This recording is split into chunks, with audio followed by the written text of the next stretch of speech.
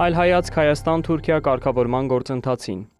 Հայաստան-Թուրքիա հարաբերությունների կարգավորման գործընթացը փոքր քայլերով, սակայն առաջ է շարժվում։ Չնայած Հայաստանի և Թուրքիայի միջև սահմանը շարունակում է փակ մնալ, իսկ դիվանագիտական հարաբերություններ դեռևս հաստատված չեն, վերջին ամիսների զարգացումները ցույց են տալիս, որ կարգավորման գործընթացը թևակողում է գործնական փուլ։ Հայաստանի և Թուրքիայի միջև պաշտոնական երկխոսությունը վերագործարկվեց 2021 թվականին, երբ երկու երկրները նշանակեցին հատուկ ներկայացուցիչներ։ Հայաստանի կողմից գործընթացը վարում է Ազգային ժողովի փոխնախագահ Ռուբեն Ռուբինյանը, Թուրքիայի կողմից ԱՄՆ-ում նախկին դեսպան Սերդար Քլեչը։ Թե Երևանը, թե Անկարան հստակ հայտարարել են գնում են հարաբերությունների կարգավորման առանց նախապայմանների։ Առաջին քայլերը դարձան օդային բեռնափոխադրումների վերականգնումը և երկկողմ չվերթների վերսկսումը։ 2022 թվականի հուլիսին կողմերը պայմանավորվեցին նաև երրորդ երկրների քաղաքացիների և դիվանագիտական անձնագիր ունեցող քաղաքացիների համար ցամաքային սահմանի բացման վերաբերյալ։ Հայկական կողմը վերականգնեց Մարկարայի սահմանային անցակետը, թուրքական կողմն էլ աշխատանքներ սկսեց Ալիջան անցակետում։ Չնայած այս ամենին սահմանի մասնակի բացում ենթադրող այդ պայմանավորվածությունները դեռևս կյանքի չեն կոչվել։ Այս հարցում թուրքական կողմը դեռևս չի ցուցաբերում բավարար քաղաքական կամք։ Անկարան սպասում է Ադրբեջանի կանաչ լույսին, ինչը պայմանավորված է դաշնակցային հարաբերություններով, ինչպես նաև վերջին տարիներին Թուրքիայի համար ներդրումային, էներգետիկ, լոգիստիկ և այլ ոլորտներում Ադրբեջանի դերակատարման զգալի աճով։ Չնայած այս ամենին, հարակից մի շարք ուղղություններով Հայաստանի և Թուրքիայի ներկայացուցիչներն ակտիվորեն աշխատում են։ Բավական ինտենսիվացել են քաղաքական շփումները, այդ թվում փոխայցերը։ Վերջին շաբաթներին կարգավորման գործընթացը նոր թափ է ստացել։ Թուրքիայի արտաքին գործերի նախարարությունը մայիսի 13-ին հայտնեց Հայաստանի հետ ուղիղ առևտուր սկսելու մասին։ Թուրքիայի և Հայաստանի միջև առևտրի ծավալը կազմում է տարեկան 300-ից 350 միլիոն դոլար։ Այն հիմնականում իրականացվում է Վրաստանի տարածքով։ Մինչ այժմ թուրքական մատակարար կազմակերպությունները չէին կարող Թուրքիայի մաքսային մարմիններին ներկայացված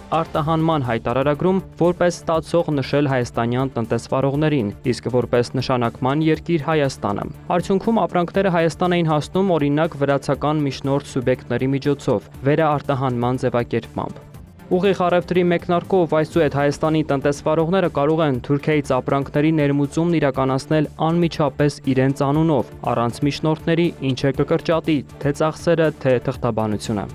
Նոր հնարավորություններ են բացվում նաև լոգիստիկ ոլորտում։ Վրացական և թուրքական կողմերի հետ բանակցությունների արդյունքում համաձայնություն է ձեռք բերվել, որ Հայաստանն այսուհետ կարող է օգտվել վերաբացված Ախալքալակ կարծի երկաթուղուց արտահանման և ներմուծման համար։ Այն կարող է խթանել երկկողմ առևտուրը, ինչպես նաև Հայաստանը Վրաստանի և Թուրքիայի տարածքով կապել Եվրոպական միության հետ։ Խոսքը Հայաստանի համար նոր տնտեսական ուղղությունների, բեռնափոխադրումների ծախսերի նվազեցման, տարածաշրջանային կապերի ընդլայնման և լոգիստիկ հնարավորությունների աճի մասին է։ Դինամիկ քննարկումներ են ընթանում նաև ուղիղ երկաթուղային կապի հաստատման ուղղությամբ։ Գյումրի-Կարսի երկաթգծի վերականգնման և գործարկման նպատակով ձևավորվել է Հայաստան-Թուրքիա համատեղ աշխատանքային խումբ, որը պարբերաբար քննարկումներ է անցկացնում։ Վերջին նման հանդիպումն ապրիլի 28-ին էր Կարսում և այն լայն արձագանք ստացավ։ Եվրամիությունը և Միացյալ Նահանգները ողջունեցին հանդիպումը, վերահաստատելով իրենց շահագրգռվածությունը Հայաստանի ապաշրջափակմամբ։ Ինչ վերաբերում է Գյումրի-Ախուրիկ Թուրքիայի սահման երկաթուղու վերականգնմանը, հայկական կողմն այս հարցով դեռ ամիսներ առաջ դիմել էր պաշտոնական Մոսկվային, հաշվի առնելով, որ հայկական երկաթուղու կոնցեսիոն կառավարման իրավունքը պատկանում է ռուսական Հարավկովկասյան երկաթուղի ընկերությանը։ Սակայն Մոսկվան որևէ հետաքրքրություն չի ցուցաբերում 12 կիլոմետրանոց և Հայաստանի համար ռազմավարական կարևորություն ունեցող այդ երկաթգծի վերականգնման հարցում։ Հաշվի առնելով այս հանգամանքը հայկական կողմը որոշել է, որ առաջիկայում իր ուժերով կսկսի այդ հատվածի վերականգնումը։ Հատկանշական է, որ թուրքական կողմն արդեն սկսել է աշխատանքները Հայաստանին կապող երկաթուղու վրա։ Մայիսին տեղի ունեցավ ևս մեկ ուշագրավ իրադարձություն։ Հայ գործարարների պատվիրակությունն ուղիղ սահմանային անցմամբ այցելեց Կարս, որտեղ հանդիպումներ ունեցավ թուրք գործընկերների հետ։ Թեև սահմանը պաշտոնապես շարունակում է փակ մնալ, այս քայլը ցույց տվեց, որ անհրաժեշտության դեպքում կողմերը կարող են գործնական համագործակցության համար ստեղծել հատուկ ռեժիմներ։ Հանդիպան ընթացքում երկու երկրների գործարար համայնքները, որոնք ներկայացնում են սննդամթերքի, խմիչքների,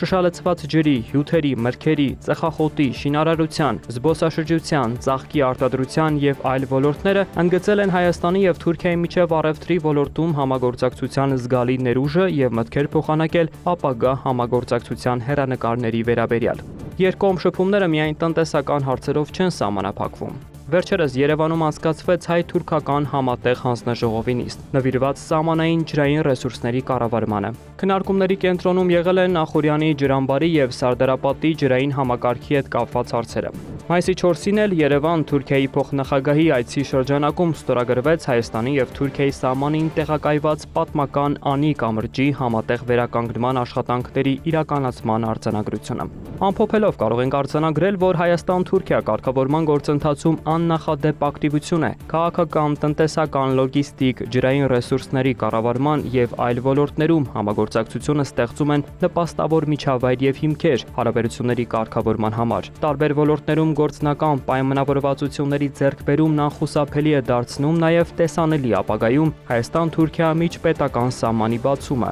ինչը Հայաստանի տնտեսության համար կարող է ստեղծել կախվածությունների թուլացման եւ դիվերսիֆիկացման էական հնարավորություններ։